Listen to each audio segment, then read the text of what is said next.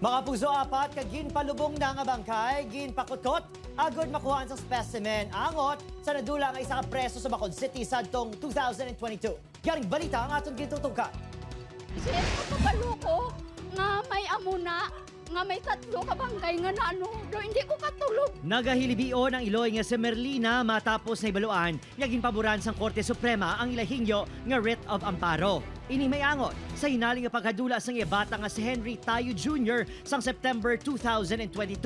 Ginkustudiya si Henry sa Bacolod City Police Station 8 matapos gindakop sa pagpangawat cellphone sa Barangay Singkang Airport. 18 oras pagkatapos, ginhilway ini sa presuhan matapos sa king-areglo ang biktima. Apaw matapos adto, si Henry wala makitaan, tubtob subo. Gusto ko lang ama, kita na mong bata namon nga. Kung ano kinatabo na, giyan niya wala sa ginimo nila sa bata ko. Bangod sa desisyon sa Korte Suprema, imbestigaran sang tulid ang pagkadula ni Henry. Apat ka bangkay sa mga missing nga persona sa Bacolod City, Bago City kag Murcia ang ginpaidalom sa exhumation kag ginkuhaan samples. Gamito nini para sa cross-matching sang DNA.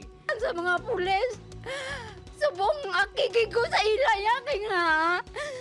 Gintrigger namon ang bata namon. Sali kami nga ara na da.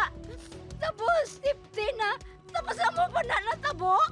Depensa sa nga nahepet sa Police Station 8. Ginhilway nila si Henry Tayo pagkatapos sang reglementary period.